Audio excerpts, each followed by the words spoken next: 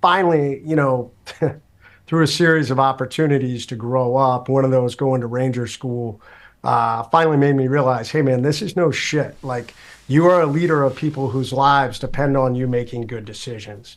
Like this is no longer a job. This is a lifestyle. And your life depends on your ability to be physically strong, squared away on tactics, thinking about the mission and the men above all other things. And that really was kind of the wake up call for me. Let's go.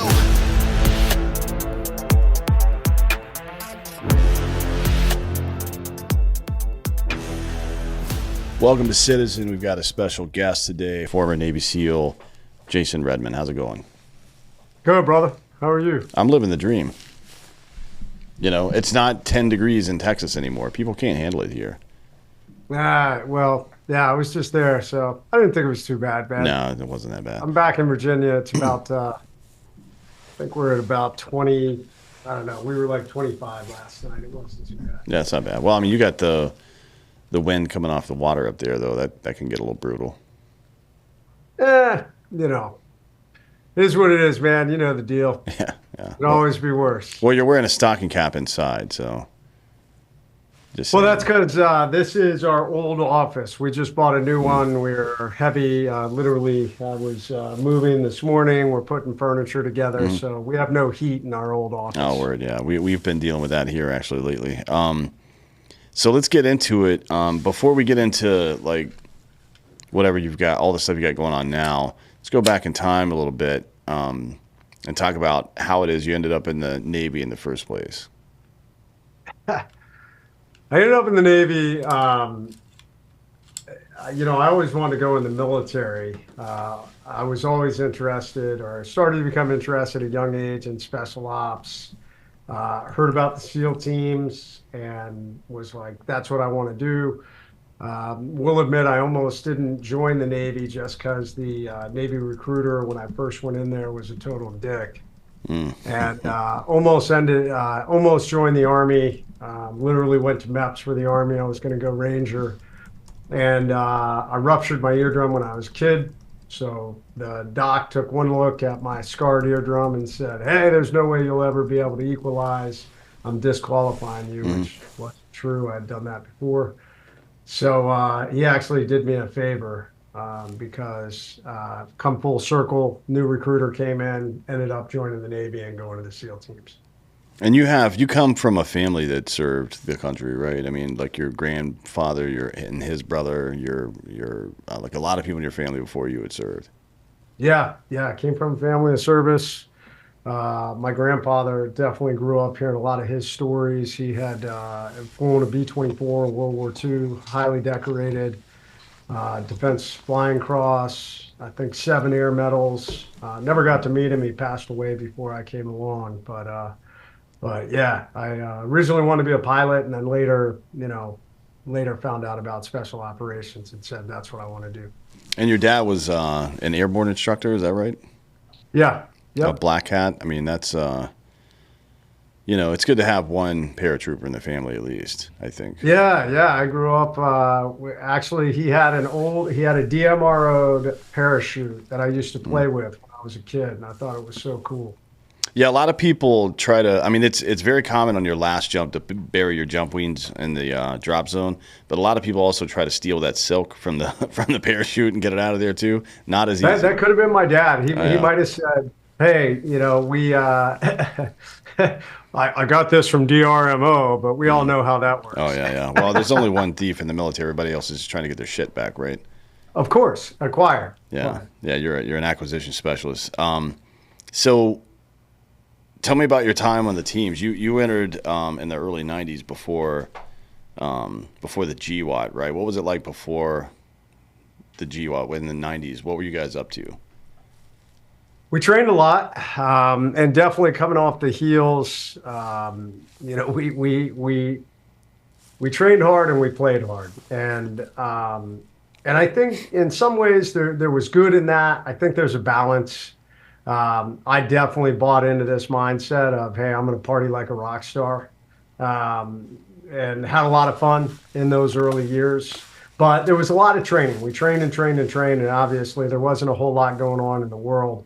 I was fortunate enough, went down to Central and South America, was doing counter drug stuff down there. Our camp, we were there was a lot of intel that the FARC were going to overrun the camp I was in Colombia in '97, I believe, and and that was interesting as we got ready to implement our E&E plan. I think they did some recon by fire shooting into our camp. So interesting, but that was about the only real world thing I experienced prior to 9/11. And that was pretty common in special operations at that time. There was just a lot of training, and maybe only one unit a year, a couple of units a year would actually get to do something real. Obviously, when 9/11 happened, that changed everything. I think we quickly realized that a lot of the old tactics, especially in the SEAL teams, I can't speak for the other forces, but in the SEAL teams, the last period of sustained combat was during Vietnam. So with that, I think we were doing a lot. The tactics were outdated and they were based off, riverine, jungle-based warfare. And we got to Iraq and Afghanistan and all that had changed. So anyways, pretty steep learning curve pretty quickly, where I started to step on my toes a little bit as a young new leader. Sure, yeah, and you're you're an enlisted guy at this point, right? Before 9/11, and then you went. We call it green to gold. I don't know what you guys call it. Same program. We call it Seaman to Admiral. Okay. So how did that work? Because is that common for special operators to get involved in that kind of transition from enlisted to an NTO to a fucking officer? Yeah, it is pretty common. I mean, we like to recruit our officers from within if we can. Usually prior enlisted guys make better officers. Um, every now and then you got guys like me that are knuckleheads, and it takes us a little while to figure it out. But we do have a lot of guys that go down that path. They get recommended, hey, this guy was a great enlisted guy. He's looking for greater leadership opportunities, so let's recommend them for the different programs, whether that's Seaman to Admiral, or a lot of our guys today already have degrees. I think we're reaching a point now where almost 70% of enlisted SEALs already have 4-year degrees.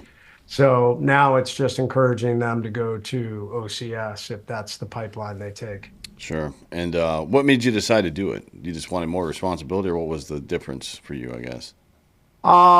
A combination of things. We were still pre 9/11 at that point. There wasn't a whole lot going on in the world. I had come from a family of officers, so that was one thing. I was being encouraged to do it. I had my training officer. I was working in training at that time. He was encouraging me. He was a prior enlisted guy that had become an officer. He was encouraging me to do it. I was at a decision point for my career.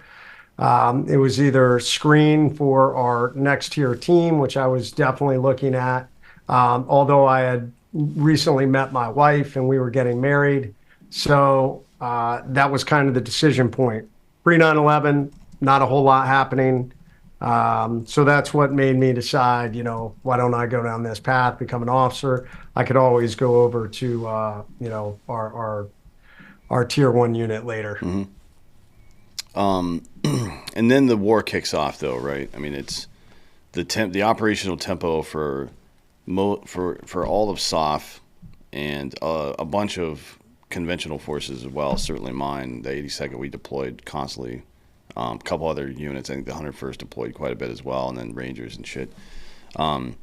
It kind of, no plan survives first contact with the enemy, right? So things changed quite a bit after 2001. What was it like for you guys?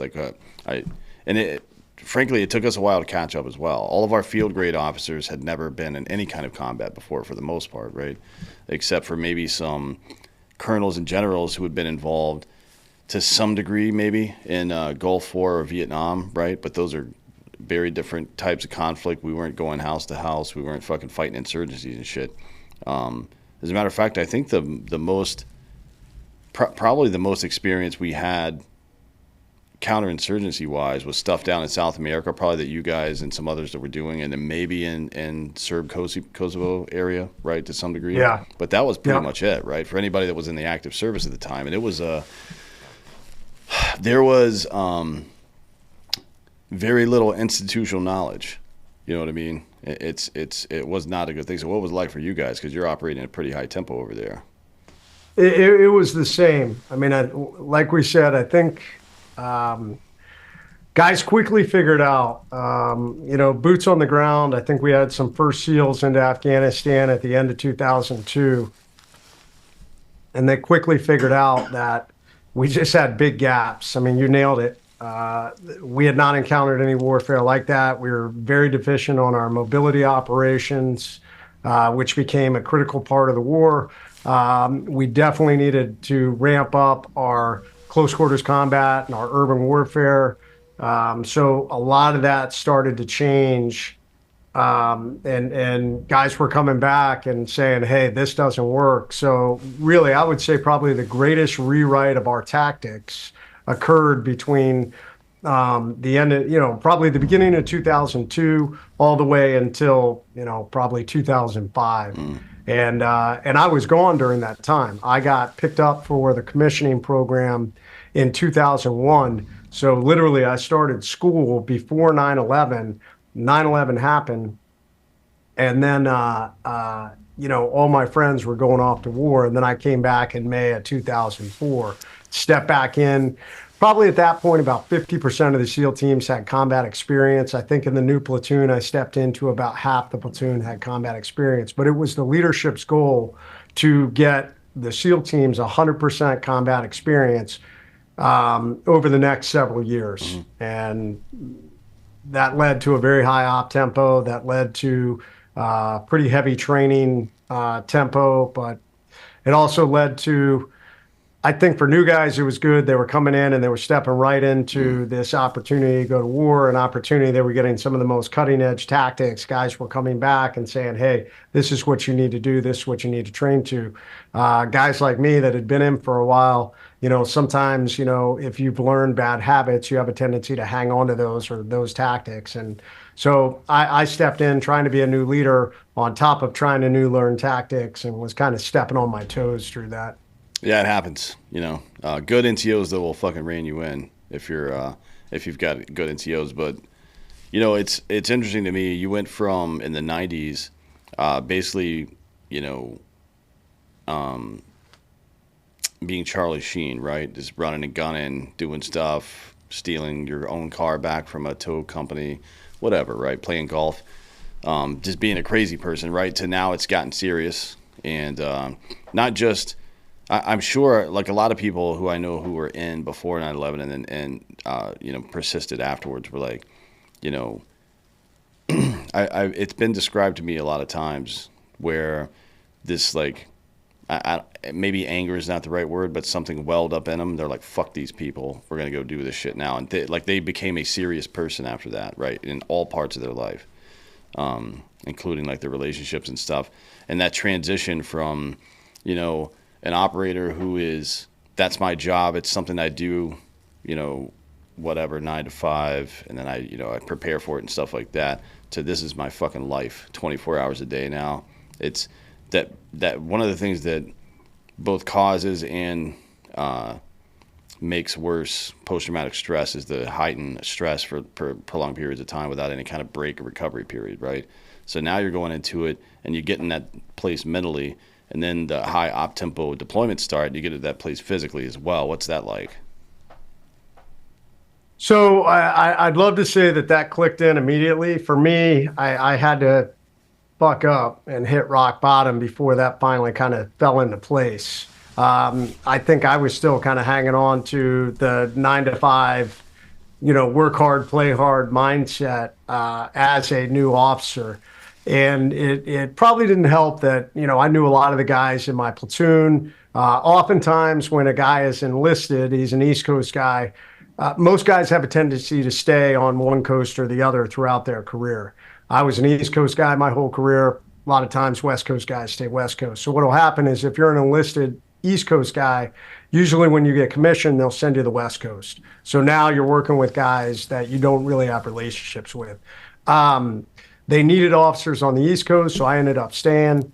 Once again, I think that created not a very good, it allowed me to, peer leadership is always the hardest thing. And when you have friends, I had a tendency to continue to want to go out and party. So, anyways, rolling into the war, I don't think the reality of the situation had set in yet. The very first, my very first introduction to combat was Red Wings. Not necessarily in combat, but that was my troop. We were getting ready to rip into Afghanistan. We had been on standby in Germany, and our platoons were rotating. We called it ripping, rotating in place. So Echo Platoon was my sister platoon. I had trained with those guys. I actually had been in Echo Platoon for about 3 months before they flip-flopped me into Foxtrot. So, I'll never forget, we were in Germany really packing up, getting ready to go in the next couple of weeks to Afghanistan, and we got word that the helo had been shot down, that there had been a big firefight, and that they didn't have comms with anybody on the ground. And then, of course, we started to get word that, Marcus was on the run, Marcus Luttrell, and all of that unfolded. Several of our leadership immediately headed to Afghanistan. We were still there for maybe a week before we headed to Afghanistan. But I met, they had recovered Mike Murphy, and they recovered Danny Dietz, and Marcus had been recovered. So several of us went up to Landstuhl. I met Marcus for the first time and talked to some of our teammates, so got to hear really a lot about that story and what had unfolded. And then we headed to Afghanistan only a couple of days after that. And Matt Axelson's body still had not been recovered. It was probably about 3 more days when we were in country when Axe had been recovered. And then we had the ramp ceremony for, Axe to send him home. And they hadn't even had the memorial for the rest of our guys. So we had lost 11 SEALs, the greatest loss that we had ever experienced on one day until years later we hit Extortion 17. But that was my first introduction to combat. And I think that was a little bit of a wake-up call, although I'd end up making a mistake later, being a little hot-headed and wanting to get into the fight. And it was that bad call on a mission several months later that really hit rock bottom. And that finally, through a series of opportunities to grow up, one of those going to Ranger School, finally made me realize, hey, man, this is no shit. Like, you are a leader of people whose lives depend on you making good decisions. Like, this is no longer a job. This is a lifestyle. And your life depends on your ability to be physically strong, squared away on tactics, thinking about the mission and the men above all other things. And that really was kind of the wake-up call for me. Do you think it was I like to explore source, like root causes, right? Like what we in the West especially, but I think this might just be true of all human beings. When things get comfortable, we tend to try, diligently so for sure, but we tend to try to solve problems downstream, which is the wrong way to do it, right?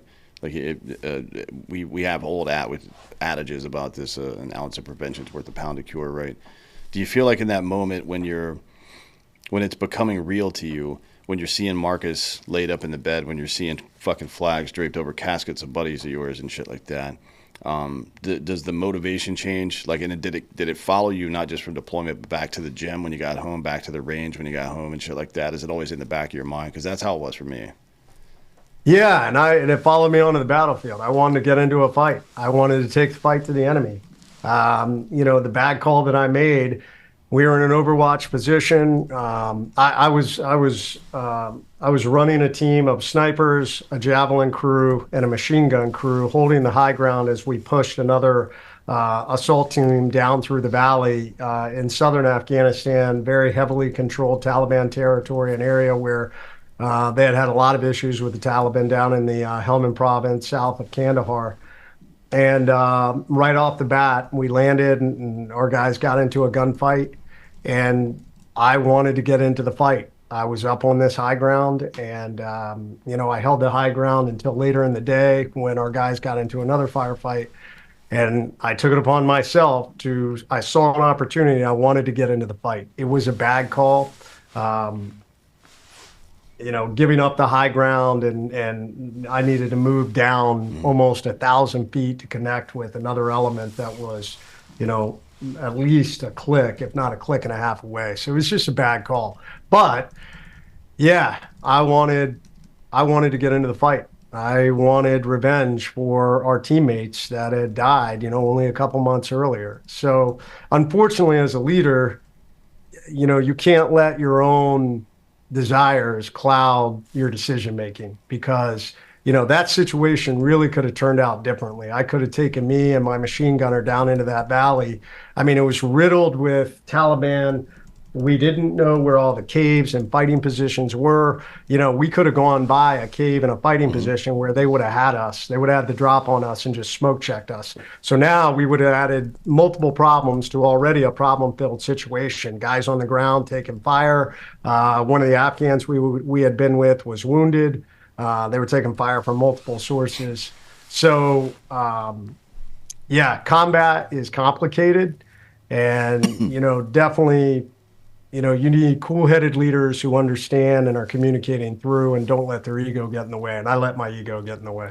Yeah, it happened. I mean, it's always like kind of a tightrope balance between our aggression and common sense, right? Like we know the right thing to do, but think long, think wrong, right? That's something that's a real thing, right? You don't want to fucking get paralysis by analysis, and for a lot of people, we say fight or flight, but those aren't the only two options. There's fight, flight, and freeze, and I've seen freeze quite a bit actually for people who are overthinking what's going on. I mean, A lot. the reason we put in so many repetitions is so that our brains and bodies just react to the circumstance because it's faster, right? There's no lag time, there's no ping, for lack of a better phrase.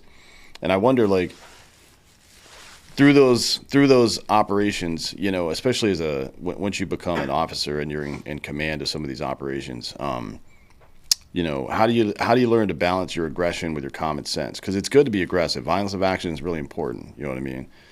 So how do you balance? This is a two-part question. How do you balance your aggression with your common sense and leadership skills? And then second is now later on in life after you're out of the military, how does that affect the way you make decisions in business and with your family and shit, right? Because those are well, I think one of our superpowers as vets is we are very among a very few people who can remain super calm in chaotic situations, right? And that's one of the most important things you can be in chaos is calm, right? So I wonder, like, one, how do you balance that stuff, and how did you learn how to balance it through your leadership time? And two, what's the application of that now as a civilian, business owner, family, whatever? Yeah, Dan. So first off, on the battlefield, man, violence of action is a real thing, and it is an asset for us on the battlefield. I mean, we want to be fast and furious and ferocious, and we want the enemy to be afraid of us. And that is the way we want to take down targets and things like that. Where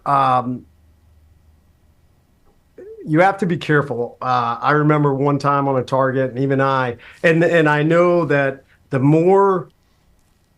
longer you're on a deployment and the more deployments you've done and the more loss you've seen and buddies you've lost and violence and all these things, it's very easy for that line to start to blur. And it's very easy to start to think, well, the amount of pressure and violence we apply in this situation justifies the ends justify the means.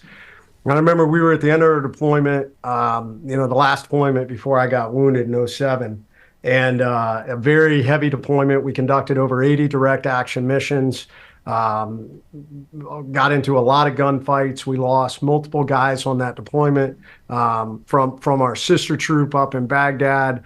The very beginning of the deployment, we lost a guy. We lost guys in July. And then we had had a lot of close calls, and we had had several guys wounded already.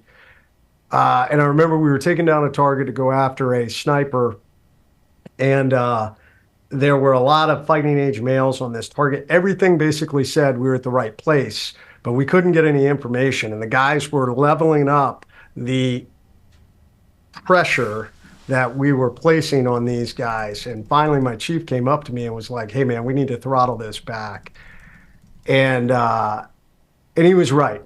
He was right. I was kind of allowing this to happen, but you know the deal.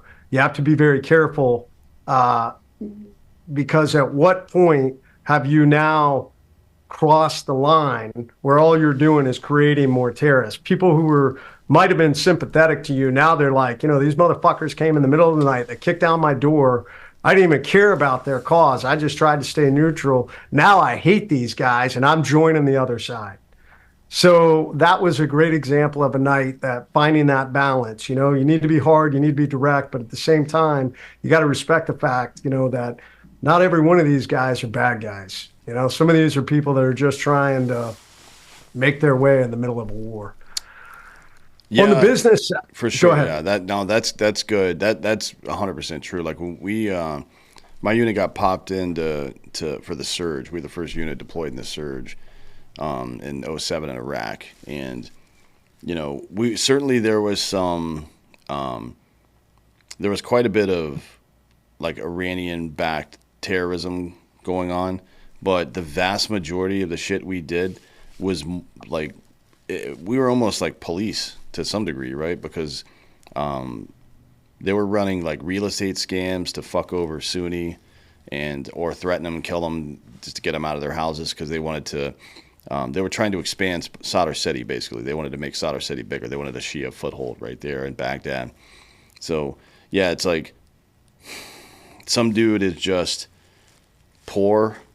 His family's poor, and he's trying to fucking do petty crime or something like that. And then a bunch of dudes and rifles show up and fuck his shit up. And now all four of his sons, they're just going to be terrorists, I guess, now, right? It's like, did we really, what did we accomplish there exactly? You know what I mean? Like, you got to have some kind of balance.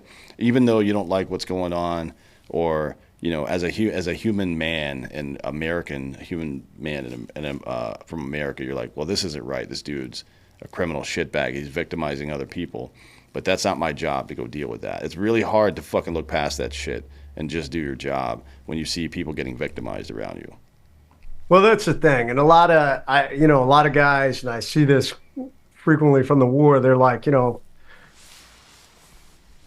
fuck those guys. Every one of them is sympathetic. Every one of them is a fighter. We would talk about there'd be men or women and children on target. And I would, guys would say, you know what, they're sympathetic to the cause also. So they didn't care. And that's a dangerous mindset. You don't know if that's true. Maybe sometimes it is, maybe sometimes it isn't. But the reality is, that's not your job. It's your job to take out people who truly are bad. And we're trying to reduce collateral damage on target. I mean, that's as much as we can because, yeah, you're just going to make other people. And I saw it. I mean, I talked to, oftentimes probably 80%, maybe a high number, 70% of, some of the things on target or some of the things that you encountered, individuals planting IEDs, a lot of the IEDs were exactly like you said, they were individuals who were just opportunists. They needed to make money because in war, markets collapse, jobs collapse, and Al Qaeda would pressure these people. They would say, hey, man, here's $50. Go plant this IED at the end of this street. Well, that's more money than they've had in a month. Mm-hmm. And not only that, it's like either we're going to kill you and you're going to do this, or we're going to give you $50 and you're going to do this. So many of them would just take the opportunity. And, what I found is, 90% of the time when we took those guys down, they never put up a fight. They were immediately crying. Oh my God, I love America. I'm sorry. I just, they made me do it. And obviously we'd collect whatever intelligence there was. We'd turn them over to the Iraqi authorities, and then we'd move on to the next target. Yeah. And then what about, so you're becoming, I don't know if there's a word for this, but it's almost like an empathetic warrior at this point, right? Like we go into shitholes, right? We don't go to we're not going to Switzerland to fight wars. We're not going to fucking Luxembourg and living in a fucking 5-star hotel for a couple months and fighting a war from it. We're going to places where things are already bad. And as you mentioned, war makes it worse. You know what I mean? So it's like if you're just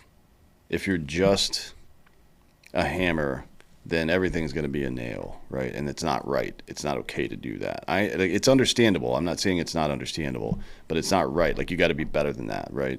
So, being exposed to that stuff and starting to feel some level of empathy or compassion for the people around you, even the people that are kind of shitheads. Like, man, this is a fucked up situation. Like, we got a phrase for that there, but for the grace of God go I, right? Like, who knows how I would react in that situation. And now you come back home, it's like, how do you take those skills and apply them, to a world where things are not so chaotic? Because you've got to sand the rough edges off of your strategies when you get back to the United States. You can't talk to people the way you talk to them over there. Yeah. Yeah, that's 100% true. I used to, when I ran my nonprofit, I ran a leadership program for a while called Overcome Academy, and we would put wounded warriors through that. And we actually had a class called How to Talk Civilian. So it was pretty funny. And yeah, I mean, and the world's only getting worse. I mean, Jesus, everybody is offended by anything in this day and age.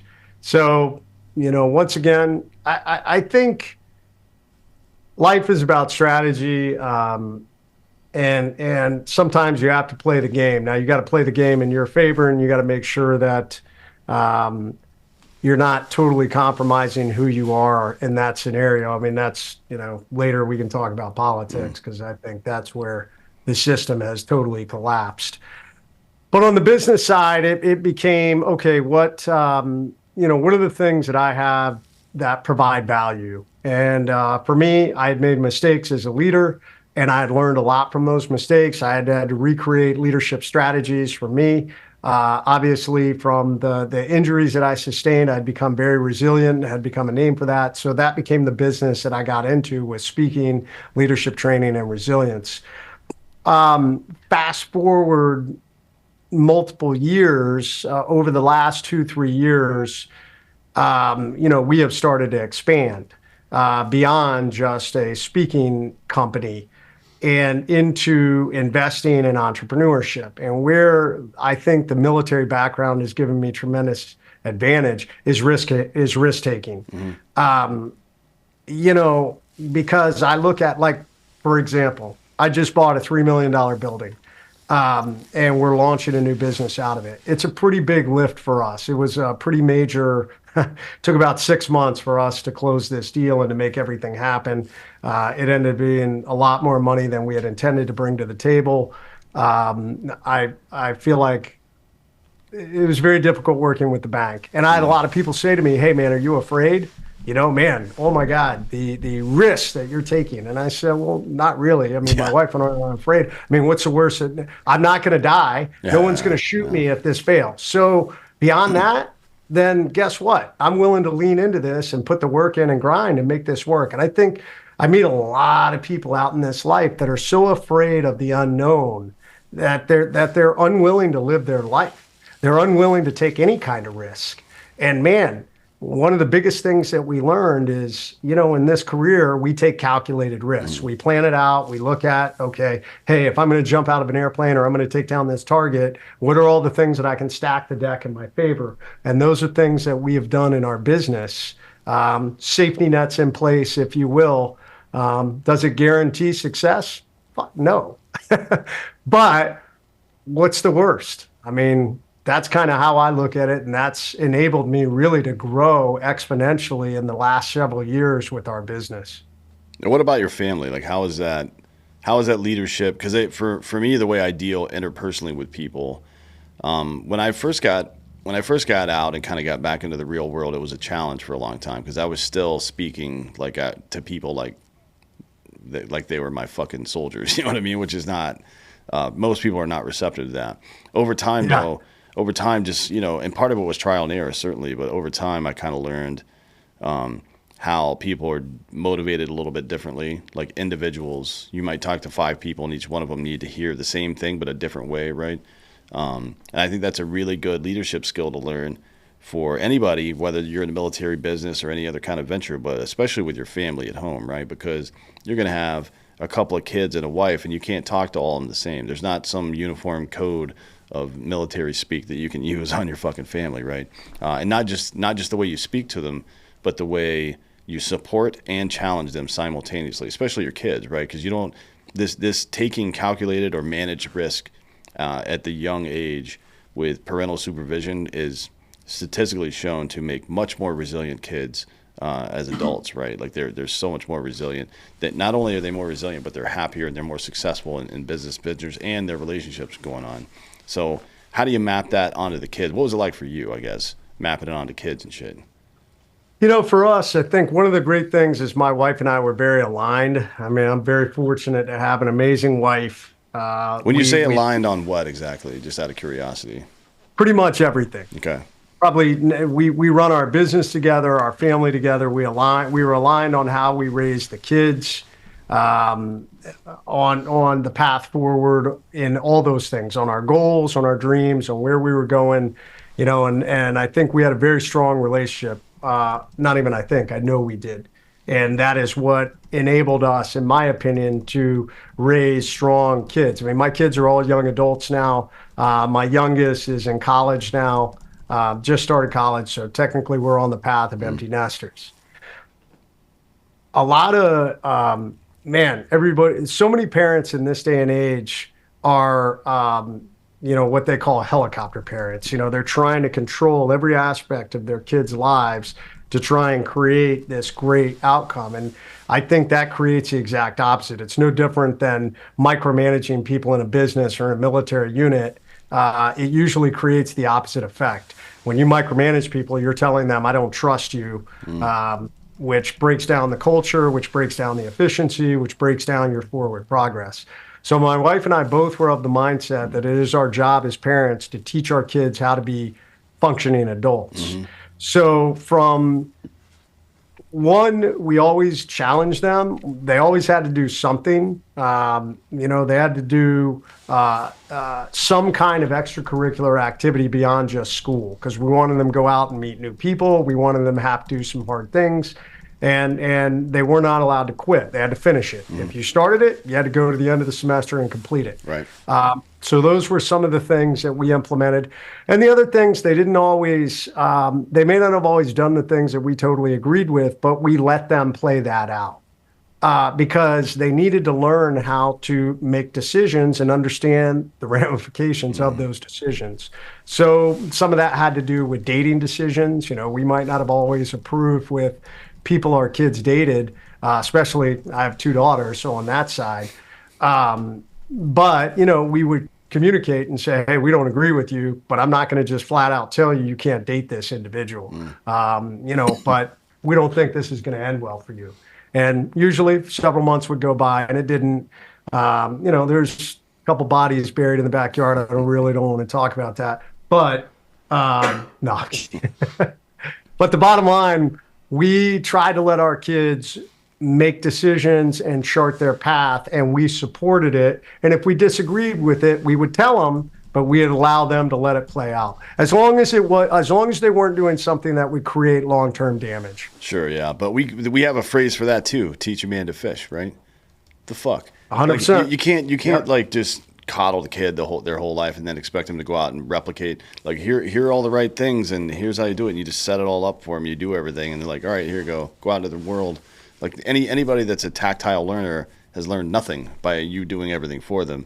And the vast majority of men are tactile learners, right? So you're really setting them up for failure. If you could, but so much parents are running their kids this way in this day and age, man. They want to control everything with their kids, and kids are getting out into the real world and they don't know how to function. Yeah, it's a big problem because now we have a generation filled with not dysfunctional is not even the right word. Like they don't have the capability to function. They're not functioning poorly. They're not functioning at all, right? So right. I wonder. Some of the things that I picked up from what you're saying is challenge the kids, make them earn shit, make them make decisions, and then live with the consequences of it, provided they're not going to lose a life, limb, or eyesight, right? Yep. And then some things I think are really important is to make them communicate, make them socialize. Don't, like, if they're sitting up in their room fucking on video games all day, that's bad news, man. That kid's not learning how to be confident. They're not learning how to make direct eye contact, shake people's hands, and fucking say, like, here's what I think. Here's how I'm feeling, right?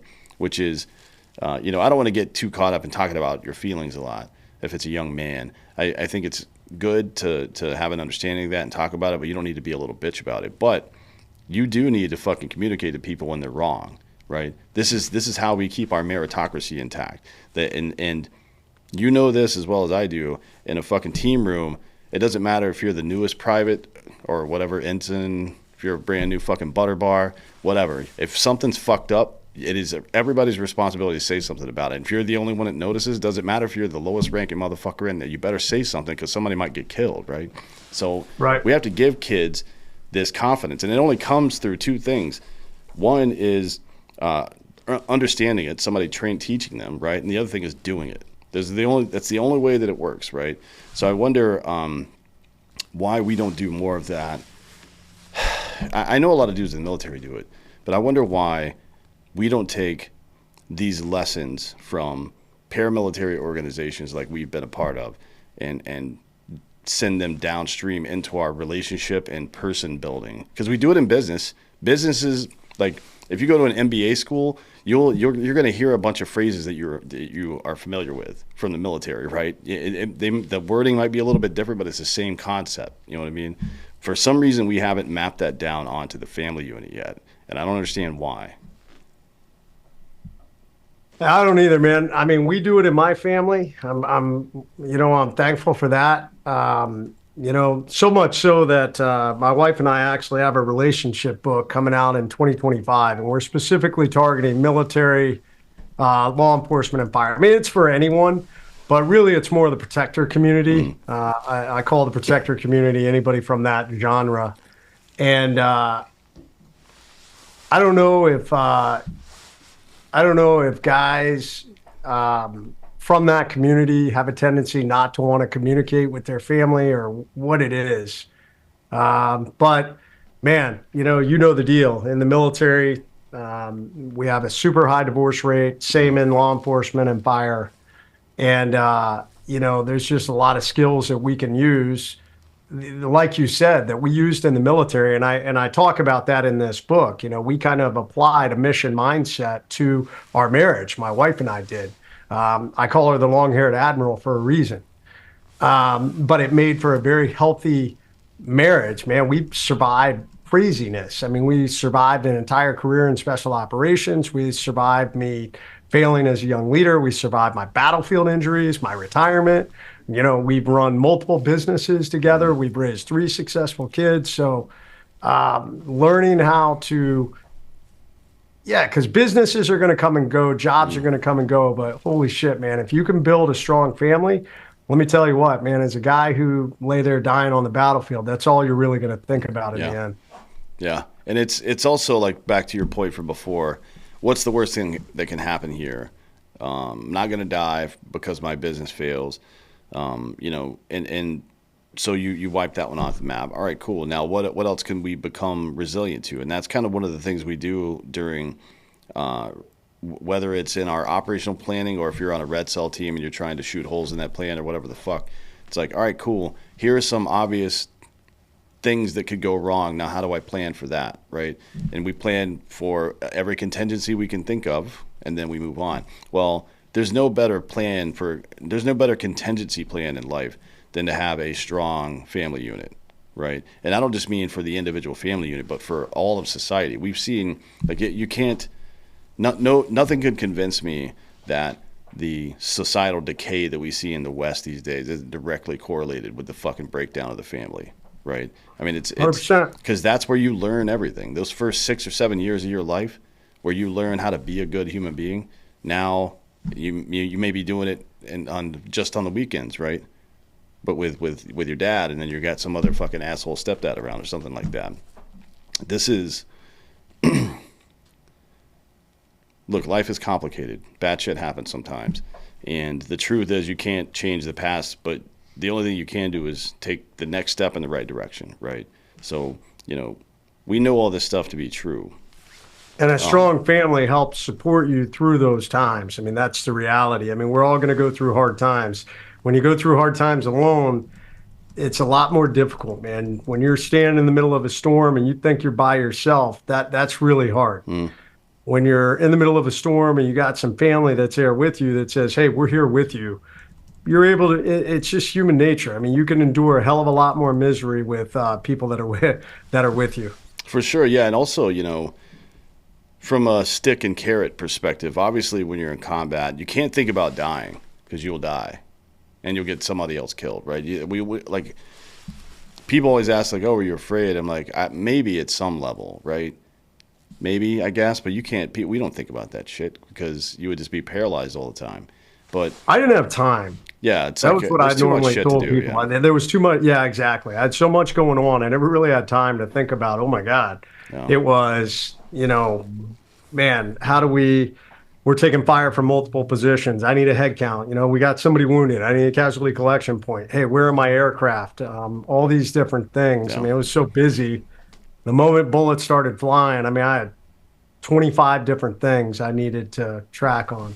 Yeah, so then we get into what if it's not fear, if it's not an internal motivator like that, then what is it? That's not just in combat, but generally speaking in life, that keeps you going. The family, like your loved ones, can serve as both of those things, right? Like I think the thing that we're most afraid of is letting down the people close to us. That's always been the case for me. Like I was much more afraid of failing my team than I was of like fucking dying. Who cares? I'm dead. Like it's over for me. I don't give a shit. The fuck do I care about being dead? You know what I mean? Like my pain is over. But getting somebody else killed, right? That's extreme. You don't want to fucking deal with that. You don't want that on your conscience. And then downstream, you don't want to see your kid out there making bad decisions because you don't ever want to put yourself in a position where you see your kid making a bad decision and you think, oh damn, that's what I did, and I never taught them not to do that. You know what I mean? Yeah. So this stuff is all within our power to control. So I wonder, now that you've you've done it successfully, right? You have 3 successful kids that are gonna have good lives now because of that. If you could give advice to somebody who's out of the military now or law enforcement, whatever it is, or maybe still in, and they're still struggling with some of this stuff with their family, how to communicate and stuff, what advice would you give them? So I'm kind of on a mission in this life. How do I help individuals? Definitely from the military, law enforcement, fire community, but I think any individual. I think men today are struggling to figure out who they are and how you drive forward in this life. So I think the first thing, you have to have the ability to look in the mirror and respect the person you're looking at. So I meet a lot of guys who we took care of ourselves physically in the military and now we don't. There are a lot of guys who stopped working out. They stopped taking care of themselves. So they've turned into, a slob, and men, we respect some level of physical ability. Your kids respect it and your wife respects it. And so first and foremost, man, get back in the gym, take care of yourself. It's going to improve your self-confidence. You're going to feel better. You're going to sleep better. You're going to look better, all those things. You're also going to manage and burn cortisol better, which is really important, right? Like I don't want to get too deep in the physiology there, but cortisol is the stress hormone, and the more you face up to it, like all this cold plunge, fucking doing hikes, your thing, Legacy Tribe, any of these challenging activities that you do that you put yourself through, even the mental ones, like learning new things, all of that shit helps you deal with stress better and it helps you burn cortisol faster, right? That's one of the things that sets the special operations community more than any other physiological trait. It's not height, it's not muscle mass or bone density, it's not intelligence, it's their ability to burn cortisol. They burn cortisol at a 70% higher rate than the average person, people in the special operations community. That is it. It's not a skill necessarily, but it is something that you develop over time by constantly like putting yourself in stressful situations that you can then work through, right? It's super important to do that. It isn't just about looking good. You know what I mean? Is what I'm saying. I mean, that's a byproduct. Yeah. I mean, that's just a byproduct. If you still go to the gym, you look, but like you said, it makes you feel better. To be a leader takes a lot of energy. And as we get older, our energy stores are not as good as when we're younger. So by eating healthy, by getting some sleep, by reducing, the alcohol you're consuming, and by working out, doing some level of cardio and strength training, all of that is a foundational level. In my opinion, in the stuff that I teach in my book, Overcome, physical leadership is the foundational level. If you are struggling in your life, get back in the gym. That's first and foremost what you should do. Number two, what are you doing to provide, this world? I meet all these people that are like, fuck this world. They're and in the purpose and chasing the dollar. I hear a lot of people that complain about that. But whether you like it or not, this world runs on dollars. And your ability to pay a mortgage, your ability to buy a car, your ability to, do things with your family, whatever it is, it takes some level of money. So right now, the middle class is dying off in this country, man. The big business is killing it, and in my opinion, the vast majority of the politicians do not care about you or middle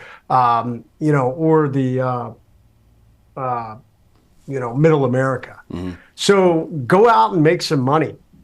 Find a purpose. Find something that provides value and make some money. It's going to make you feel better. It's going to give you financial freedom, and it's going to make a difference. You're going to feel more independent, your ability to make decisions instead of being just tied into some cog in the wheel.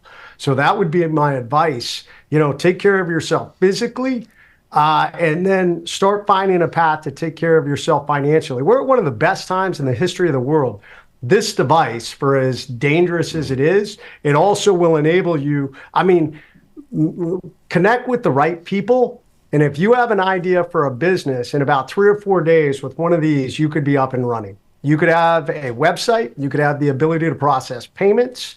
You could have the ability to market. All these things right here in the palm of your hands.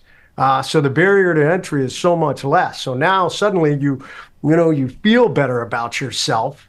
You look better. You're reducing your stress levels. And if you're moving down a path where you're making a difference in your life financially, now you're impacting your family, your friends, and now you can start to make a bigger impact. You're a threat to the government because they don't want independent people. They want dependent people. Sure, yeah. They want people that have to depend on the government. And screw that, man. Make yourself as independent as possible. And at that point, you're making your own decisions, and that's a threat to all kinds of people around you. It's not just a threat to bad actors. It's also like the more power that the individual has, the better society becomes, right? Because it's the only way we're going to take our country back. Sure, yeah. Power gets decentralized in that moment, right? When everybody is individually strong. And think about it like any other machine. If the parts are all super dependent on each other, what is the practical application to that? Even if it was like a literal mechanical machine, it means if you have one point of failure happen, then the whole machine breaks down, right? Well, that's not how it works when everybody is strong and independent. One point of failure means that these other strong and independent people can then go there and fucking help this person, right? Instead of having this multi-point of failure system that we have now in American society that is dependent. And look, if you don't I say this to people all the time, if you really are conservative and you believe in small, limited government shit like that, the best thing you can do is find problems in your own life and find problems in your community and solve them before the government shows up there. Because if the government shows up, or any bad actor, it doesn't just have to be government, anybody shows up and there are no hands out, they don't have any power there, right? They're like, oh, I'm just going to go to the next town or whatever the fuck, right? So that's one of the most important things you can do as a human being, is to be strong and independent of, not the infrastructure necessarily, but certainly of the command and control element that happens in your country. This is day one stuff. I mean, we're not splitting the atom here. People wrote this shit 245 years ago, and we started a war and formed this country based on these ideas, right?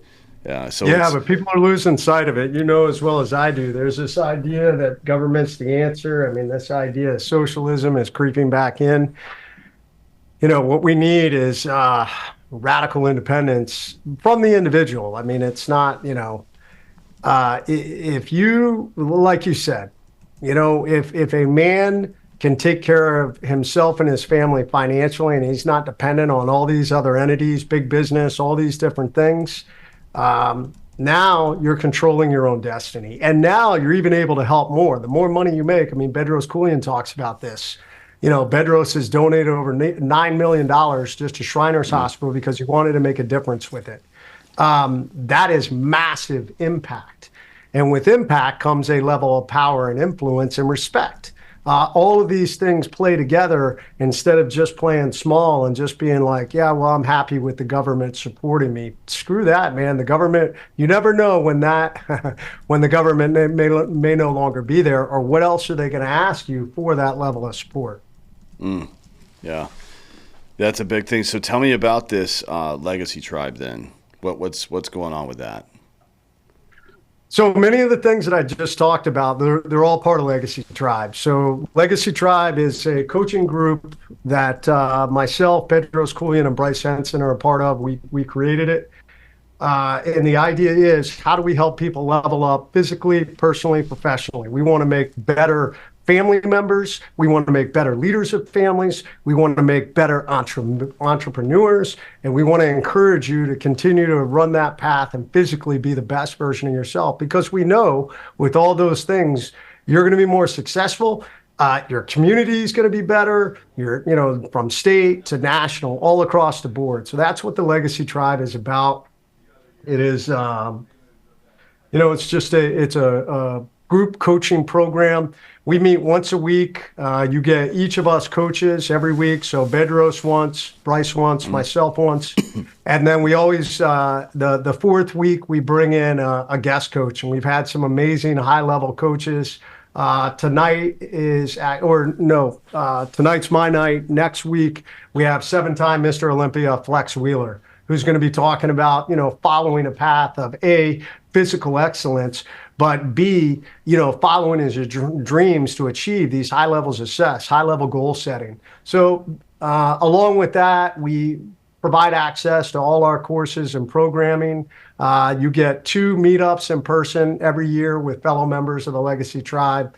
So, it's a pretty good value, and we intended to do it at a lower price point so that the average everyday, entrepreneur out there can afford it. Because a lot of these programs are super high. Like Bedros, for instance. If you were to coach one-on-one with Bedros, he's $100,000 a year. So he wanted to create something that he could get access to individuals who could not afford those higher level programs. Yeah, and then you also have the Overcome and Survive workshops that happen twice a year. And I think there's one coming up in the spring, right? Yeah, April we do. So this is another part. If you want to take the last component, it's, your ability to protect and defend yourself. I am a strong advocate. I believe in what I think our founding fathers intended for the Second Amendment, that it was a counterbalance against government. If the government knows, if a tyrannical government knows that all its citizens are armed and they have the ability to come together and fight against them, that's a dangerous thing. We saw it overseas. We were fighting against guys that didn't have the technology, but I'll tell you what, they had plenty of weapons. And even though typically we could beat them with our intelligence and air assets and everything else, man, they created a hell of a fight against us just because of their commitment to their cause and having access to weapons. So I believe every American should own a gun. Every American should know how to fire that gun. Every American should teach their family how to do that. Understand the laws, be smart with that, understand how to survive, understand situational awareness, understand all these different things. And that's what we're teaching in the Overcome and Survive course. Yeah, it's great, man. It's definitely a necessary thing.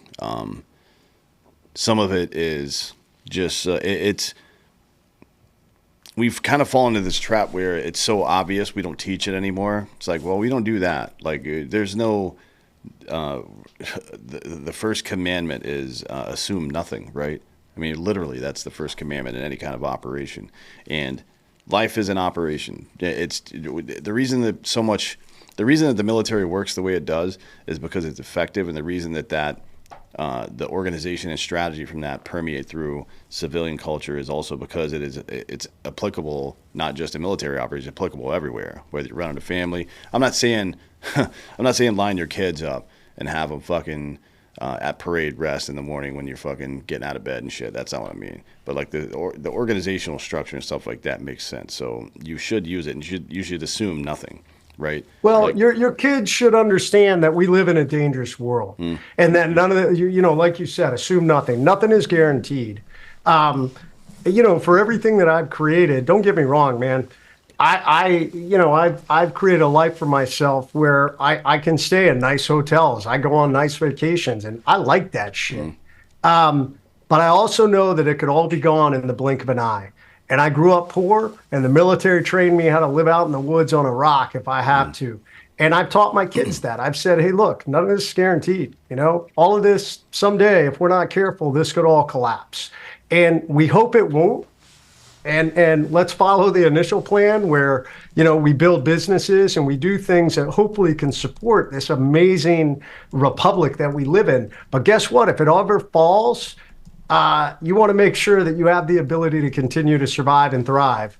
And the majority of the nation doesn't. They just think, oh, this will always be here. Freedom will always be here. You know what? That's just not true. I hope, I pray that we can continue to hang on to it. But, there's an erosion of it occurring. And one of the questions that we ask in the Overcome and Survive course, the fundamental question is, will you be ready? And the question is for what? Well, the answer is anything. right. Yeah. What are you going to do if the lights go out? Like, for real. That's a simple way to, like, a lot of people are like, well, it's hard to know what's going to happen. All right, cool. Start with this. What happens if the electrical grid fails? Can you survive for longer than 3 or 4 days, right? Do you have the shit at your house or the skills necessary to survive for that amount of time? If not, then you're doing a disservice to yourself and your family, to be honest. There's no excuse for that bullshit. Like, it's you just have to fucking you have to be ready for this stuff. And most people don't. They don't have a fallback plan. They don't think about, where am I going to go? They've never thought about the fact, if suddenly their cell phones don't work, where am I going to navigate to? These are all the things we cover in the course. I teach people how to build blowout bags. We give them a loadout list and encourage them to go build their own bags once they leave the course. That is the reality. What's the recent movie that just came out? Oh God, what is the name of it? Julia Roberts stars in it. It's on Netflix, but it's about the collapse of society. Leave the world behind. Yeah, Yeah. Leave the world behind. I encourage everybody to go watch that, because I tell people in the course, and Dan, you well know, I would say at any given time we're only 96 hours away from a collapse of society. That's the reality. Any given moment. I mean, if you suddenly People don't believe that, but grid, we've been in countries where it's happened. Like, everything's going relatively well, and all of a sudden it's fucking looting and chaos. Not in one city or another city, but the whole country, the government collapses. You know what I mean? It's a real thing. It just hasn't happened here, so we don't believe it's a real thing. But it's happened. All over the world. we've got some tastes of it. I mean, look what happened when COVID occurred. The run on the supply chain, the impact it had. Look at what happened on the East Coast several years ago when there was damage to one of the gas lines, and suddenly there was a massive shortage of gas here on the East Coast. I was reading about. I always keep my vehicles full. I never let them, and I tell my kids, never below half a tank. You go fill it up. You never allow it, and when you go home, it should be full. Because you never know what's going to happen, where you may have to grab your shit and drive away. And you got all these people that are sitting in, a gas station. And that's what happened during that time. And what did it turn into? Violence, problems. So shit, it's going on right now in the Northeast Corridor in Chicago, where super cold, right? And the everybody's got their new little Tesla, and the charging units won't work properly because it's too cold. So they've been sitting in parking lots for 3 days now. Wait, holy shit. No way, man. I thought the electronic vehicles were the savior of the nation. Hang on, let me. Oh, Yeah. You're telling me that there's a flaw? Yeah, we may have fucked up on that one. It's possible we fucked up a little bit on that one. Well, it's not like nobody got warned about it. You know what I mean? It's not like many of us were like, wait a minute, the vast majority of our vehicles run on gasoline. Yeah. I get it, we want to make this transition, but maybe this should be like a 20-year plan. Yeah, be reasonable, Yeah, it's crazy. But, all these things are things relatively easy to do. It's about discipline, though, right? Like, it's easier to give your kids an iPad and McDonald's French fries than it is to give them eye-to-eye contact, time, and good food. But you're going to get what you fucking pay for, I'll tell you that. In your own life, Yep. too. I mean, if you eat garbage, you're going to feel like garbage. And if you fucking give your kids garbage, whether it's content or food or attention or whatever it is, that's what you're going to get out of them, too. So, And your kids are going to learn from you. I Sure. try to explain that to people. It's very rare that children break out of the template that their parents set for them. Sure, yeah. So, if you don't work out, it's highly likely your kids won't work out. Yeah. Yeah, which is, it all sounds daunting, but the good news is it's all in your fucking control, man. Like that, if you had to draw this up in a way that made it the best for you, for the individual, having most of it in your own control is the best possible way you could have done it, right? Because you're going to tailor it specifically to yourself. So don't look at it as daunting. It's not what it is. It's certainly challenging, yeah, but it's not like this is the way we want it to be, right? This is exactly what we want. So I encourage. And it's never too late. I mean, there's so many individuals, and there may be individuals out there that say, oh my God, Jay, I'm in my early 60s. I believe Colonel Sanders was 67 when he launched Kentucky Fried Chicken. Yeah. So, it really is on you. If you're ready to make a change, it's just a commitment, create a plan, and then take action on that plan. Yeah. And there's a lot of resources out there like yours. So before we get out of here, tell everybody where they can find you and find your resources for this stuff. Yeah, if you go to jasonredman.com, you can find me. You'll find, if you look under courses, you'll find the Overcome and Survive course. It's a great course. Everybody that's gone through it, there's a video on that page when you go look at it if you want to see more of what we do with some testimonials from people that have been through. On the coaching side, you'll see the Legacy Tribe. Now, I will say we only open that up once a quarter. That way we're not constantly having new people. We're trying to create relationships. So every quarter, so we will open again. Let's see, we just did it here in January. So April, we'll open Legacy Tribe back up again. Sweet. Well, you know where to find them, folks. Go check them out. And look, thanks for coming today, man. It's been a really good conversation. I appreciate it. Yeah, likewise, Dan. I appreciate you, man. Yeah, for sure, dude. And we'll see you again sometime soon. And we'll see all you later. Thank you all for listening. This has been Citizen.